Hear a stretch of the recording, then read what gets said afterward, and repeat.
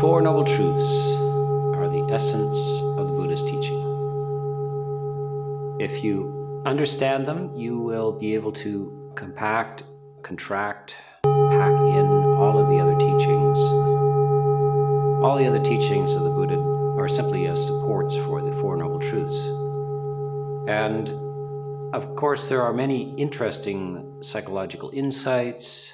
There are aids to living in the ordinary life as well, advice to the householder, comments on the nature of the universe, even animal behavior, all kinds of what we would consider to be somewhat scientific types of discussions, but they all are at the service of understanding the Four Noble Truths. And the Four Noble Truths are the ultimate teachings of the Buddha. This is said to be the contents of the first sermon. This is the one after the enlightenment of the Buddha, the first formal discourse that he gave to his former comrades who were practicing a very ascetic and extreme form of spiritual life at that time, which was very common, and the Buddha himself indulged in that. This is one of the things that he gave up, the extreme practice of asceticism for its own sake, as if pain was a benefit in itself. And he had also previously renounced the household life of indulgence and sense pleasures as trivial and not leading to any deep understanding of the human situation, the existential situation, really. So this is the purpose of the Four Noble Truths and the Eightfold Path, often referred to as the middle path. And it is between these two extremes of looking for happiness in ordinary sensuous indulgence in the household life that most people think of as the source of happiness and try to extract happiness out of, and also a strong warning to avoid unnecessary painful self-inflictions because they do not lead to the desired freedom. So it's the middle path, and the Four Noble Truths express this. Because they contain, in fact, in the fourth truth, they contain the Eightfold Path. The Eightfold Path and the Four Noble Truths are inseparable. They're nested inside of each other. The Four Noble Truths contain the Eightfold Path. The Eightfold Path contains the Four Noble Truths in various ways. So we first have to look at this Four Noble Truths. And it's amazing. I appreciate the intelligence of the Buddha in formulating this so succinctly and in a form that's easy to remember and to understand. Although, when this little formula is presented in the West, quite often people don't understand it. Because the first noble truth is, there is suffering.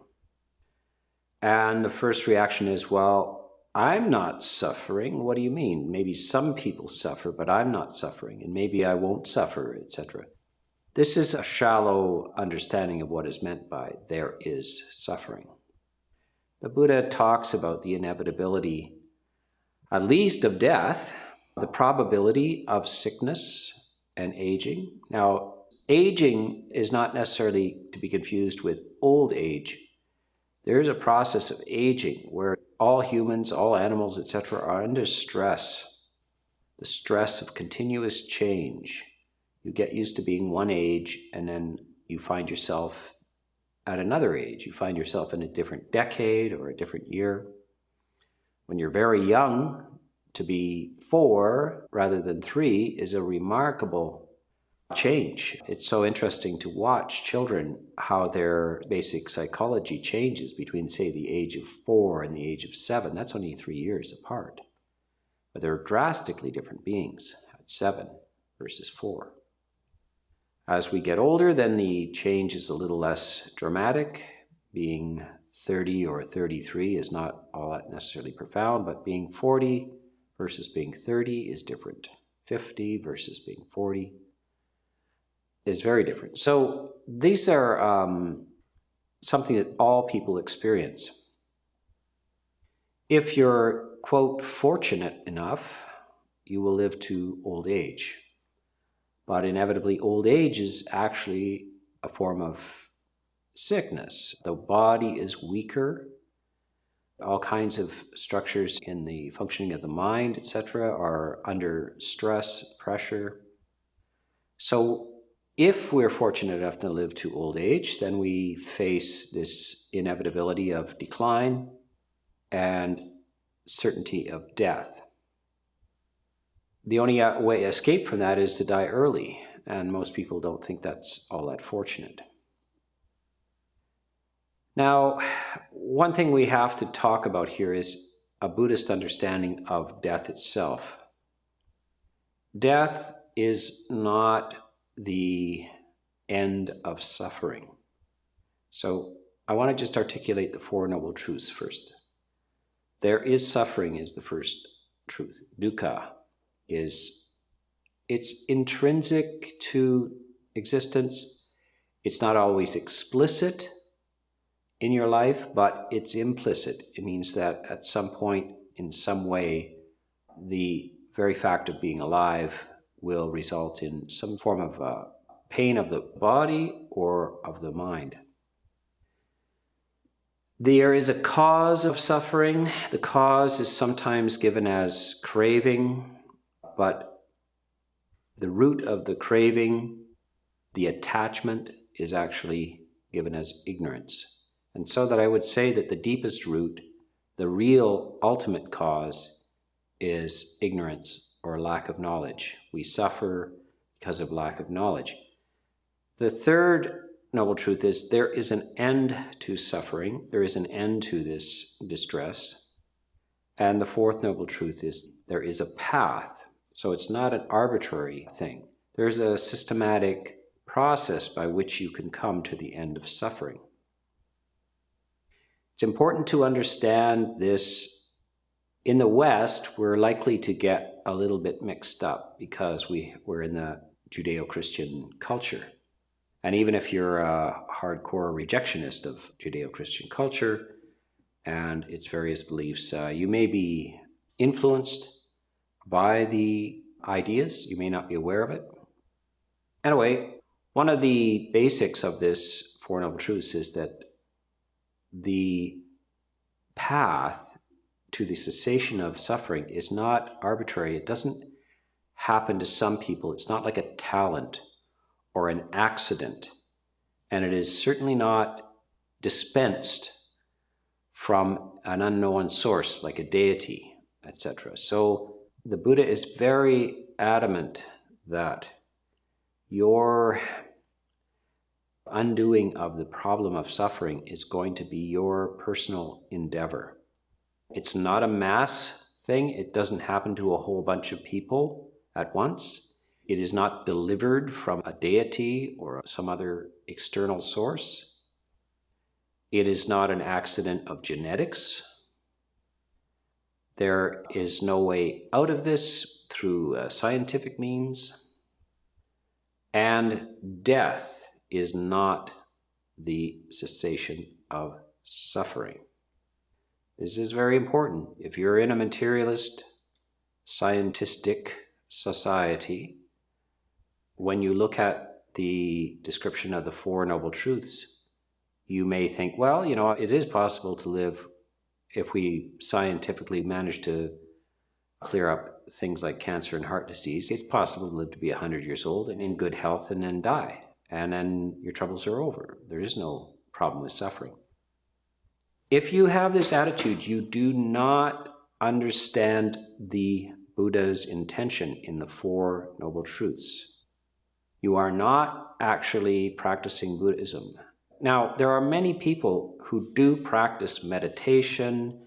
They practice some of the psychological strategies of Buddhism, and they even think of themselves as Buddhists. But they think that the idea of continuation of consciousness after death is a kind of an optional belief system of the time of the Buddha and hasn't much to do with the essential teachings of the Buddha. This is deeply, deeply wrong. It is possible, of course, to get benefits from practicing meditation and following the ethical path of Buddhism, and there is no requirement for you to believe anything arbitrarily or to accept things that you can't accept. There is no declaration of faith. However, if you do not understand that the Four Noble Truths are absolutely inextricable from the idea of continued existence, not only in this life, but before this life and after this life. And this is why dukkha, this problem of suffering, is so inextricable, because it is part of existence. Any imagined existence. It is not part of, of course, nihilism or annihilationism. It is common belief these days that one lives and then dies and there's nothing left to suffer. This was discussed at the time of the Buddha. And this is why it's also called the middle path. It's called the middle path because it avoids the extremes of the infliction of pain on oneself, thinking this will exalt me in spiritual ways, or the indulgence in the sensual life as a kind of some sort of answer to happiness. So that's one of the reasons why it's called the middle path, but it's also called the middle path between two extremes. One is the conviction of annihilation, the idea that when you die, that's it, it's finished. That was commonly understood at the time of the Buddha. That was a philosophy understood at the time of the Buddha. This is kind of rather recent in the West. Probably only in the last century have there been sort of wholehearted materialist annihilationists around. Atheism, materialism, annihilationism is often used as a kind of a synonym. By the way, just as a little side note, as Buddhists, we don't identify atheists as annihilationists. Atheism is a discussion to do with the existence of a supreme being, a God, an ultimate creator of the universe, etc., which Buddhism has no conviction of. They have no interest or conviction around such a matter. The idea of a supreme deity is absent in Buddhism. That does not mean that Buddhists are annihilationists. So they have a very strong view of the problem of continued existence. Now here's the issue. One of the great critiques of religion itself is that it's a kind of a wishful thinking, a hope to overcome death. At the core of religious thinking, there's a fear of death as annihilation. And people invent some sort of compensatory delusion that there'll be continuation. This is possibly a valid criticism in the West of basically Christianity and some of the other theistic religions. It is not a valid idea in Buddhism because Buddhism is not enthusiastic. It does not fear death. The problem with death is that it's not a complete cessation of suffering. It's just a radical transformation. And that's a problem. You can't risk the possibility that you will continue to exist after death. So this is radically different in the Buddhist thinking. The Buddhist thinking is radically different. The problem for Buddhism is existence. It's not death. It's not annihilation. There are no problems with annihilation. There are no problems with extinction at death. That's not a problem. The problem is existing. The problem is continuing to exist. And you can't bet, because who claims to know that at death you are annihilated? How would you know such a thing? If it's an annihilation, you can't personally have insight into that. You can't have a revelation and see on the other side that there is nothing. There's nothing to see, and there's no special claim of intuition. It's only if there is something, continuation after this life, that one could possibly claim to have insight into that, to have a special view of that, to have special knowledge about that. So for Buddhists, it is not a fear of death that motivates this. It is absolutely undercuts a lot of the discussions and arguments that you would have in the West about religion and the philosophy of religion, all of these things, is that for Buddhism, the problem is existence is inevitably tied up with suffering. And the only cure for this is outside of the condition called existence. That is the cessation of suffering outside the condition of existence. Let's go over the Four Noble Truths again. The first one is there is suffering because of existence. And it's the stress and demands of continuous, endless change, and the fact that the change is out of control. This is opposed, I was talking about the middle path, this is opposed to the idea, especially in Christianity, of an eternal heaven after death. Buddhism rejects that idea. Buddhism is in line, I suppose, with modern science, with this idea of entropy, that everything is subject to decay and eventual disorganization. Nothing lasts forever. There is no conceivable existence that lasts forever. That would violate all of the basic laws of the universe.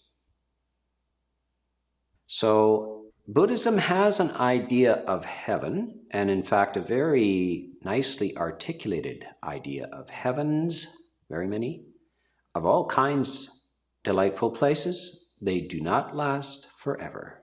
They have limits, they have conditions, etc. And that presents a problem, even with the idea of heaven. So heaven is a kind of a version of human life, but without problems and very long-lived, but it's not a solution. So this is why it avoids the extreme of eternalism. And it rejects the extreme of annihilationism. So it does not hold the idea that you are annihilated at death, and it does not hold the idea that if you're good or a member of a certain faith, that you will be reborn in heaven and rejoice forever. Those are rejected. Those two possibilities are rejected. Instead is a kind of a realistic assessment that all situations, good situations and bad situations, are temporary and they come to an end. They dissolve, and that is fundamentally a problem with existence itself. So the second noble truth is the cause for suffering. And the cause for suffering ultimately is ignorance, which results in a kind of, quite often referred to as craving, but really craving is a form of attachment, in a sense, both to desire. Craving we usually think of as wanting something. But rejecting things is also a form of craving. Your rejection of things, which is usually formulated as anger or disappointment or irritation. This is a form of attachment, actually, deeply connected to the situation, and you want it to be otherwise. You reject it. You demand that it become otherwise. And then you also have on the other side the positive, the desire. These are two things that flip back and forth, negative to positive, positive to negative. You want something and you don't want something. And this is the manifestation of ignorance. You remain in a trap between these two things. But at the root of it is a lack of understanding. The deeper our understanding of this dilemma that all beings are in, all conscious living beings are in a dilemma. The dilemma is caused by existence itself. So it's not something you can get out of by having a fancier existence. These days, the idea that you're going to download yourself into a computer and avoid a lot of death and all this kind of stuff. Any conceivable existence will have intrinsically in it a problem, including downloading yourself into a computer. You better make sure that the whatever runs that computer is immune from the laws of entropy. It will degrade. It will have a problem. So ignorance is ignorance of the fact that there is no way out of the problem of suffering within the cycle of existence. That's the big picture in the Four Noble Truths. The third noble truth is there is an end to suffering. And a synonym for that would be nirvana or nibbana. I'm from the Theravada tradition. The early suttas and the word, which is commonly pronounced nirvana in Sanskrit, is pronounced nibbana. So we use that as identifying marker that we're speaking from the Theravada position. Now, this nibbana is the extinction of suffering. And as I said, it can only occur ultimately outside of the realms of samsara, any possible condition of existence. However, I would say that this is realized within existence. The realization of the cessation of emotional suffering is realized within a being's existence. So one could realize it as a human, and many people in history have claimed to have realized this, and the Buddha himself, of course, claimed to have realized nibbana or nirvana in this very life. It happens in this life. It's not something that happens after death. So you want to really distinguish this from the idea of heaven. So in the Christian idea of heaven, it happens after you die. You might get glimpses of it or something, but it's a condition that occurs after a human dies. Nibbana is something that occurs while a person is alive. It occurs in human consciousness, a realization of something, that the distress which is promoted through ignorance has been overcome by wisdom. And then the question remains, then what? When that person dies, what? And the Buddha is clear that there is no continued existence after that in any form which is subject to distress. When people try to discuss, well, is there another sort of realm which has no existence? They always fall into the idea of some sort of continued existence in a heavenly kind of condition, etc. So whatever one might conceive of as a kind of an eternal, ongoing condition of ease is not what the Buddha is pointing to. All that we're left with is that the unsatisfactory conditions which cause suffering can be undone and extinguished in this very life. What happens at the end of that is not discussed or speculated on by the Buddha. There are discussions which point to the fact that that very question is problematic and show that the questioner themselves have not understood the situation. The fourth noble truth is the Eightfold Path. And I just want to point out that this is an interesting order for these Four Noble Truths. There is suffering, there is a cause of suffering, there's an end to suffering, and then there's a path that leads to the end of suffering. Now, you wonder why it's not formulated as there is suffering, there's a cause of suffering, there's a path that leads to the end of suffering, and there's an end to suffering. Why not in that order? And you can articulate it in that order. The Buddha just puts it in an order which is said to be something like modeled on a visit to the doctor. The doctor first determines that there is a problem. Secondly, they look for the causes of that problem. What's the cause of this rash? What's the cause of this cough? What's the cause of these headaches? And then if there is a cure, it's possible to treat this thing, but only if there is a cure. But if it's a disease where there is no known cause and no known cure, then all we can know is there is a problem. But if we can say that there is a cause to this, but we don't know the cure. So some cancers, we understand them as having a cause, but we don't know the cure. We don't know that they can be cured.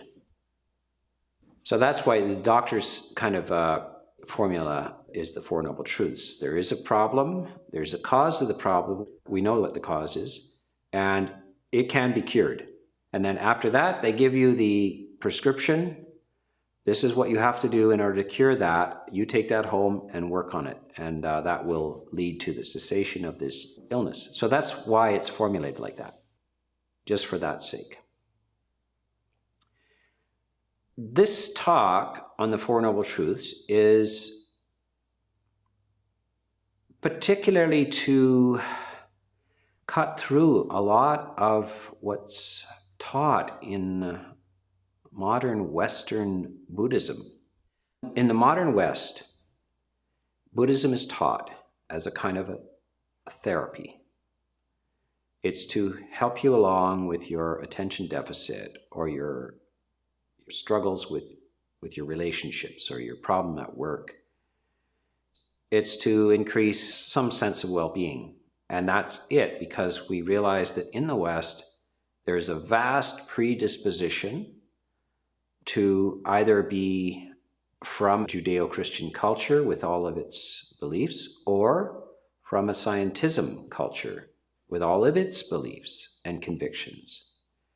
And so in an attempt to not cause discomfort or argumentation, Buddhism is presented in a very therapeutic way, a psychotherapeutic way, not discussing and not investigating what the Buddha really says about what happens at death and the importance of your view about what happens at death. So this is primary to Buddhism. There are movements in Buddhism. There is agnostic Buddhism, atheistic Buddhism, secular Buddhism, etc. They flatly are in denial of the historical sutta orientation.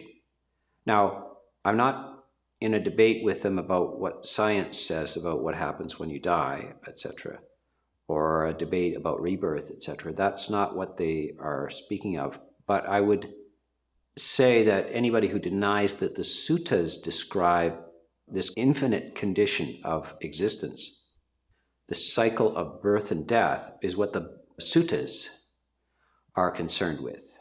An attempt to dismiss this or replace it with a kind of a modernized version of it, which is acceptable or palatable to the Western mind, is something that is quite obvious that people would want to do. However, it's very disingenuous. Anybody who reads these suttas will see that 1,000 times it's very clear the attitude expressed in those suttas is endless birth and death. There's no way around it except by being some form of denialist, which is a very, very unfortunate mental condition, to be in denial about these things. It's black and white in the suttas. I'm not making a claim for its truth value, but I'm making a claim that anybody who denies that it's in the suttas, in the original teachings of the Buddha, has a very strong agenda, extraordinarily bending the truth. Now, these days, these suttas are available in English, and anybody can read them for themselves. So you don't always have to be relying on some teacher to tell you what's in those mysterious books in a foreign language. You can read it for yourself. Anybody with a reasonable level of intelligence can read these things for themselves and see what's in them. And you will see a very distinctive spin put on it by those who are inclined to materialistic, annihilationist types of descriptions of things. I'm not attempting to persuade you one way or the other about these things, but I'm attempting to say that you won't find that annihilationist view in the suttas. You will find it very clearly and strongly discounted. And you won't find eternalism in there too. So Christians come to Buddhism and want to reconcile it with Christianity. And they somehow see an eternal heaven in Buddhism. That is also a complete spin and distortion.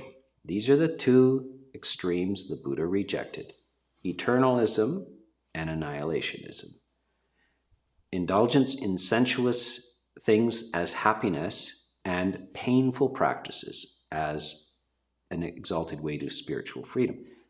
Those are what are described as the middle path between those extremes: annihilationism, eternalism, sensuous happiness, and painful practices as leading to well-being. Those are what is meant by the middle path. This is not subtle.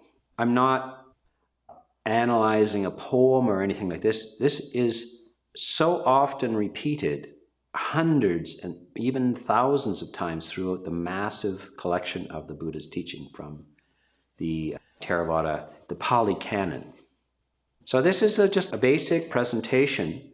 I hope to give you the mainstream monastic point of view as I'm trying to bring this to the West.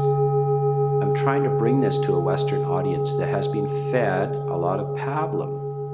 And a lot of the basic teachings have been spun and diluted, and ways around it have been found. But I think it's time that people grew up in the West and faced the facts of what is truly expressed in these teachings. So this is an introduction, and I will continue with the Eightfold Path over the next series.